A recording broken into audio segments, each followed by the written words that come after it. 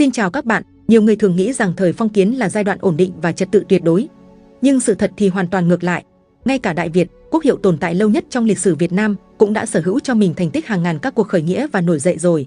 Từ những biến cố lớn được chính sử ghi lại, tới những phản loạn nhỏ chỉ lưu lại trong gia phả địa phương, để bạn có thể biết lý do có những cuộc phản loạn như vậy. Hôm nay, chúng ta sẽ cùng bước vào một giả định thú vị, nếu là bạn, làm thế nào để tiến hành lật đổ nhà vua và giành lấy ngai vàng. Có một sự hài hước, cho dù bạn có sống trong một chính trị tự do, nhưng chưa chắc bạn sẽ muốn tham gia vào môi trường chính trị. Lý do đơn giản, chính trị là một môi trường quá phức tạp. Nó được hình thành bởi quá nhiều quy trình, quy tắc và quy định. Các mối quan hệ trong công việc, với rất nhiều vùng xám lẫn đen, hình thành nhiều nhóm lợi ích cạnh tranh nhau. Nếu bạn chỉ cần để một sơ sẩy nhỏ, coi như cuộc đời bạn chấm dứt. Nếu vậy, để khiến một người chỉ cần tồn tại như bạn phải dấn thân vào chính trị, nhằm khởi sự chống lại triều đình của nhà vua. Đâu là lý do?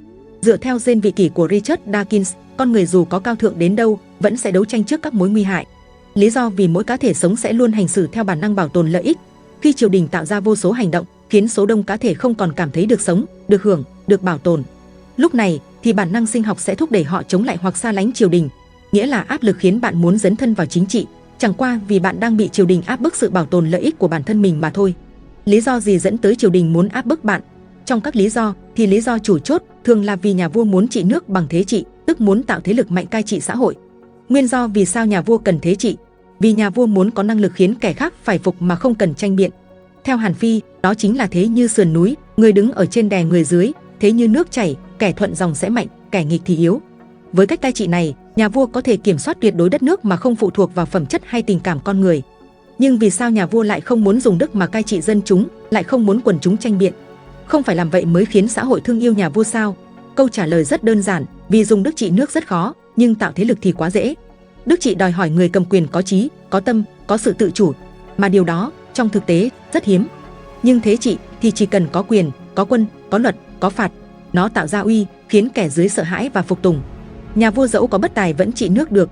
Ngoài ra, nếu xã hội khi đó đang bị mai một đức tin, thì đức khó có uy để trị. Mà trị không uy thì không ai sợ, không sợ thì không nghe xã hội bất ổn. Ở đây có thể thấy, triều đình không phải muốn dùng thế trị, mà phải có thế trị thì mới tồn tại được. Trong không khí của xã hội thế trị, do pháp đã có uy, nó khiến mọi thứ bị đảo lộn, khiến lễ bị bóp méo, nhân bị thủ tiêu. Một phần, do không còn đức trị, sự nhân bản cũng biến mất, không ai còn giảng đúng về đạo nữa. Vì vậy, cái đạo bây giờ đã trở thành vỏ ngoài giúp triều đình cai trị xã hội. Để tồn tại, bản năng sinh tồn lúc này sẽ thay thế cho phẩm giá. Cả xã hội như một sân khấu, nơi mà tất cả đều đóng vai, không ai sống thật. Nhưng có phải nhờ vậy mà xã hội ổn định hơn đúng không? Vì không ai còn tranh biện, không ai có mưu lợi cá nhân. Chà, rất tiếc, một chế độ thế trị như vậy sẽ luôn bị ám ảnh rằng nhân dân là nguy cơ. Nhà vua càng bất an thì luật càng ra nhiều, pháp càng lúc siết chặt, đời sống càng bóp nghẹt mạnh hơn. Cảm giác chính trị thì ổn định, nhưng xã hội thì càng lúc bất ổn. Nhiều vụ việc tiêu cực sẽ xảy ra. Cuộc sống thiếu an toàn hơn, nhưng do pháp thiên về thế trị nên nó giờ cũng không còn công bằng. Vì nếu sự bất công của một cá nhân có gây hại tính thế trị, thì sự thế trị sẽ ưu tiên bảo vệ cho chính mình. Lúc này, chỉ có thể trách bản thân đã thiếu sự chú ý, để khiến bản thân rơi vào rắc rối, do không còn một ai bảo vệ ta nữa. Người dân lúc này, ngay cả bạn cảm thấy bị cô độc, nhưng buộc phải im lặng để tồn tại. Có thể nói, bất mãn lớn nhất bây giờ không phải là đói nghèo, mà là phải chịu đựng sự bất công hoặc bị đối xử như công cụ. Khi người cầm quyền không có đạo đức và chỉ dùng quyền để cưỡng ép, người dân cảm thấy bị xúc phạm nhân phẩm. Nên khi nỗi sợ vượt quá giới hạn, hoặc khi thế của vua yếu đi, lòng trung thành giả tạo tan biến và sự bất mãn bộc lộ thành phản loạn. Đây cũng yếu tố then chốt khiến bạn muốn làm phản lật đổ nhà vua. Bây giờ có thể chắc chắn bạn đã muốn làm phản. Trong xã hội thế trị, mọi phản loạn đều bị xem là nghịch, nên hành động đầu tiên của người phản loạn phải là định nghĩa lại chính nghĩa của mình. Đầu tiên, cần phải trả lời được 3 câu hỏi. 1. Ta phản ai? Một người hay cả hệ thống?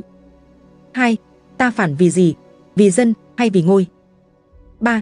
Ta phản tới đâu? Giành lại chính quyền hay chỉ để thay đổi đạo trị? Nó giống như việc bạn xây dựng cương lĩnh đảng ngày nay vậy. Xác định được mục tiêu của công việc, bạn mới có định hướng khởi sự. Ngoài ra, thu hút thêm người có chung lý tưởng. Tiếp theo, khoan hãy động thủ. Nên nhớ, trước khi nổi gươm, phải nổi lòng người. Nếu không có đạo lý phản loạn chỉ là tiếm quyền. Nhưng nếu có, nó trở thành khởi nghĩa. Như trong Tâm thuật Đế Vương, có nói rằng, nhà vua mạnh vì thế, còn kẻ phản chỉ mạnh nếu chiếm được lòng người. Thế của dân là thứ duy nhất có thể đối trọng với thế của vua. Do vậy, cần phải hành động thu phục lòng tin của quần chúng. Hành động này không thể dùng thuật xảo ngôn được. Nó phải cụ thể, như cứu giúp dân nghèo, chuộc nô, trả thuế thay, bí mật nuôi người lưu lạc. Ngoài ra, cũng nên tích cực gặp gỡ, tôn vinh các học sĩ, thầy chùa, quý tộc, những tầng lớp được tôn kính trong xã hội. Họ sẽ giúp quảng bá tích cực về bạn. Khi đã tiếp cận sâu rộng quần chúng, phải tích cực tuyên truyền bất lợi về triều đình, gieo cho xã hội một không khí trời đang dần xa lánh thiên tử. Khi người dần dần tin rằng thiên mệnh đang bắt đầu thay đổi, họ sẽ dần không còn cảnh giác kẻ có âm mưu làm phản như bạn nữa. Có thể nói, sau khi nghe tuyên truyền của bạn, bây giờ đây, bạn đang là hy vọng của họ.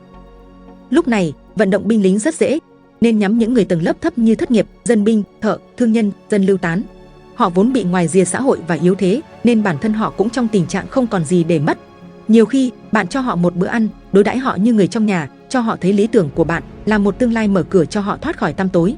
Họ sẵn sàng chiến đấu cho bạn, và sức chiến đấu này có khi còn hơn vạn lần thiên binh thiên tướng. Bây giờ, bạn đã có nhân sự, như vậy bạn đã là một thế lực mới nổi. Vậy bây giờ, cần phải có một danh nghĩa hợp đạo mới dựng cờ khởi nghĩa được. Danh nghĩa ấy là áo giáp chính trị, che chở người phản loạn khỏi bị coi là giặc. Có nhiều cách để tạo danh nghĩa, khôi phục hoàng triều cũ hay một dân tộc cổ, tôn phò một ai đó uy tín lên đổi ngôi, hoặc nhờ một ai đó uy tín trong quần chúng đứng tên cuộc nổi dậy. Làm gì cũng vậy, nếu không có danh, dân không theo, có danh, dù chưa có quân, thiên hạ đã động. Tiếp nữa, bạn không thể hành động mà không chịu lôi kéo các thế lực ngầm. Các thế lực ngầm vốn là các danh gia vọng tộc, các tổ chức xã hội lớn và có khi là thế lực nước ngoài. Bọn họ có uy tín ở nhiều địa phương, có tiếng tăm trong xã hội. Nếu thuyết phục được họ tài trợ cho cuộc nổi dậy, cái danh của bạn mới có uy, kẻ dưới cũng phần nào tin tưởng mà trung thành với bạn. Theo tâm thuật đế vương, trong xã hội thế trị, luôn có những người bị đè nén bởi chính hệ thống ấy, tướng biên thùy bị nghi ngờ, quan hiền bị giáng chức, thương nhân bị cấm đoán, sĩ phu bị bỏ rơi. Họ chính là thế lực tiềm năng mà chúng ta nên tìm kiếm. Theo binh pháp cổ có nói, phản loạn khôn ngoan không tìm kẻ mạnh, mà tìm kẻ có thế nhưng bị mất danh. Nó cũng đúng với câu ngạn ngữ kẻ bị nghi oan dễ thành phản tướng, kẻ bị khinh nhờn dễ thành khai quốc công thần. Bọn họ khi biết được sẽ có cơ hội phục danh bản thân, họ sẽ thử đánh một canh bạc, tài trợ cho bạn nổi dậy. Đầu tiên, bạn cần đảm bảo 3 bước: thành cao hào rộng, biết tích lũy quân lương, xưng vương muộn. Khi chiếm một ngôi thành, xây dựng thành lũy cho vững chắc, tạo nhiều hào lũy dọc theo các tuyến đường quanh thành và đóng cọc gỗ dọc theo sông để chặn thuyền địch. Đồng thời, tạo một cơ quan hành chính vững chắc ở đó. Những kẻ cai trị, hãy tạo ra các khế ước trói buộc quyền lợi và nghĩa vụ giữa bạn và họ. Dùng các lợi ích để trao đổi như hứa hẹn quan chức, bảo toàn tài sản, để khuyên nhủ các những vị quan không thích bạn có thể rời khỏi vị trí lãnh đạo của họ. Mục tiêu của việc này là để có một cơ sở phòng tuyến cuối cùng cho bạn nếu chiến sự không thành. Hãy tính đến rủi ro, nếu ngại nghĩ đến thất bại mà không có sự phòng hờ, người vong là chính bạn. Tìm kiếm cho mình những quân sư giỏi. Bạn không phải thánh, không phải quyết định nào cũng đúng đắn, nhưng quân sư của bạn thì sáng suốt hơn. Hãy kêu gọi và trọng dụng họ. Giảm thuế, mở kho lương cho quần chúng, đồng thời cố gắng an định cuộc sống của quần chúng. Khi họ có cảm tình với bạn, họ sẽ không làm phiền việc chiếm đóng của bạn. Và hãy cấp thóc giống, trâu bò để họ quay lại làm nông, khuyến khích phát triển nông nghiệp để kho lương có tích lũy thêm lương thảo. Và cũng phải chiêu mộ thợ giỏi lành nghề để họ rèn đúc vũ khí cho bạn. Trong đoạn lạc này, vũ khí là máu, là xương của bạn. Tạo ra cho triều đình thêm nhiều kẻ thù, đi tìm các hào tộc, tướng cướp, các thủ lĩnh sơn động để cảm hóa họ, thâu nập vào quân mình. Khuyến khích họ nổi loạn tại địa phương nhằm làm triều đình bị rối loạn, phải chia nhỏ quân ra khắp nơi đàn áp. Chúng ta không nên xưng vương, không được phô trương để ai cũng để ý tới bạn. Mục đích để giảm tải sự dòm ngó của triều đình tới mình. Hãy nhường rủi ro này cho kẻ khác. Nhân lúc này, tiến hành tạo thêm các đồng minh trong kinh đô. Dựa vào các thế lực ngầm bạn có, hãy để họ tới kinh đô làm thân với các đại thần.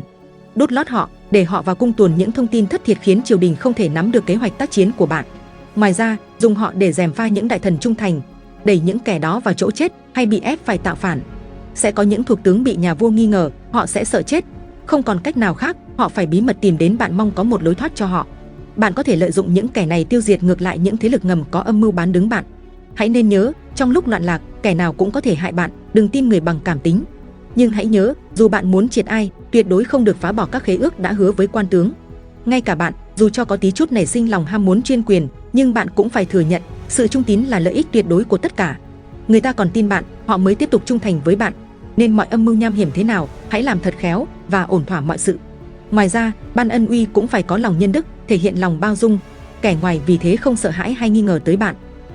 Cho nên do vậy, hãy tiến hành ngay lúc này, phải gấp rút xây dựng pháp luật, có luật rõ ràng, khen thưởng phạt nghiêm minh để điều khiển hành vi công chức và dân chúng. Cai trị phải dựa trên cơ chế, quan sát hành vi và tận dụng thể chế.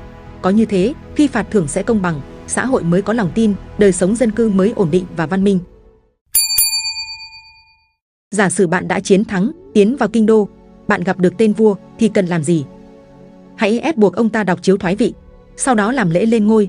Việc đối xử với ông ta ra sao tùy thuộc ở bạn. Nhưng như đã nói ở trên, sự ân uy của bạn là tín nhiệm tuyệt đối, có thể cho ông ta một chức vương nhỏ, biếm ra nơi xa. Nếu bạn thù ông ta quá, cũng nên đưa ông ta xét xử dựa trên pháp luật. Việc xử lý theo pháp luật tăng tính hợp pháp và giảm nguy cơ trả thù. Các đại thần của ông ta cũng thế, nếu bạn không thù hằn, cũng không có ý định xử họ, thì đuổi họ về quê, tha cho gia đình họ. Ngay sau chuyển giao quyền kiểm soát, duy trì dịch vụ cơ bản, y tế, thực phẩm, điện nước, giao thông. Điều này giúp giảm căng thẳng xã hội và tăng niềm tin. Xây quy trình tạm quyền, hội đồng chuyển tiếp đại diện các nhóm xã hội, lộ trình cải cách thể chế, tài khóa, quân đội, tư pháp.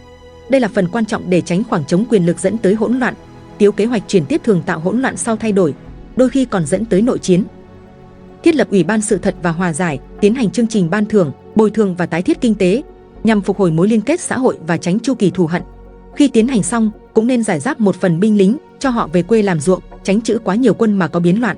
Nếu được, cho một phần quan tướng về hưu, cho họ tước phẩm, khắc tên lên đài tượng để truy phong, cấp đất thế tục để họ và con cháu họ yên ổn cuộc sống. Không nên giữ quá nhiều tướng lúc này, tránh nạn kiêu binh hãm tướng. Tiếp tục tuyển thêm nhiều nhân sĩ ở các vùng khác, thay thế dần các đại thần thân thuộc, không để đồng hương quá nhiều trong vị trí quan trọng, chắc việc họ thiết lập phe cánh, tạo lợi ích nhóm sau lưng mình. Do mới kết thúc chiến tranh, đất nước còn tan hoang, dân chúng không có ruộng, nên điều tiết dân sinh, cho họ trồng trọt trở lại, miễn thuế để họ ổn định bước đầu. Chế định các chính sách ân dân theo từng chu kỳ nhiều năm, cổ động ngành sản xuất để kiềm chế lạm phát, giúp vật giá rẻ lại. Như vậy, đời sống mới ổn định nhanh chóng quay về như trước chiến tranh. Như vậy, bạn đã thực sự trở thành một minh quân vĩ đại, nghìn năm có một. Cuộc khởi nghĩa mới thực sự là tốt đẹp.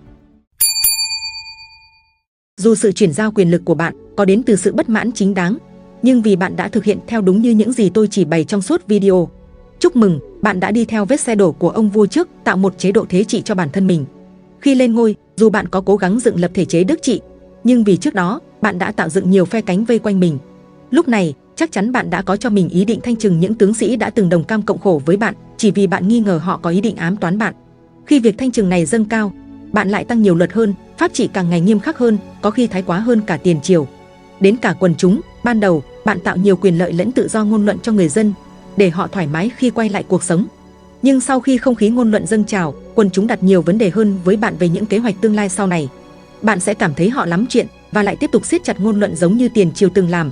Bạn thậm chí còn tạo vây cánh khác cho bản thân, thu thập những kẻ trung thành mới và cho họ ra ngoài xã hội để tiến hành đấu tố, bạo lực với các cựu thần, những người đối lập hay thậm chí những xác dân được ưu đãi từ tiền triều trước.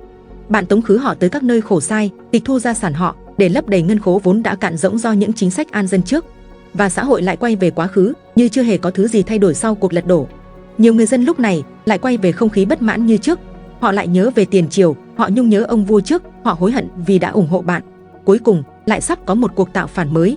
Do đó, khi đã thiết lập chính quyền, phải rũ bỏ những tư tưởng thù hận hay mưu lừa, phải trau dồi thêm về quản lý thể chế, bồi đắp các nền tảng dân sự. Vì khi các nền tảng dân sự phát triển, người dân tham gia nhiều hơn vào vận hành xã hội. Nó sẽ bớt áp lực lên nhà nước, kéo theo sự ủng hộ rộng rãi của quần chúng và đặt nền móng cho một thể chế công bằng hơn thông qua sự giám sát của nền tảng dân sự. Cho nên, nếu mục tiêu là phục vụ dân, thì mọi bước đi đều phải hướng tới bảo toàn phẩm giá và an sinh của người dân. Chỉ khi đó, thay đổi mới không chỉ thắng về mặt quyền lực mà còn chiến thắng về mặt lương tri và lịch sử.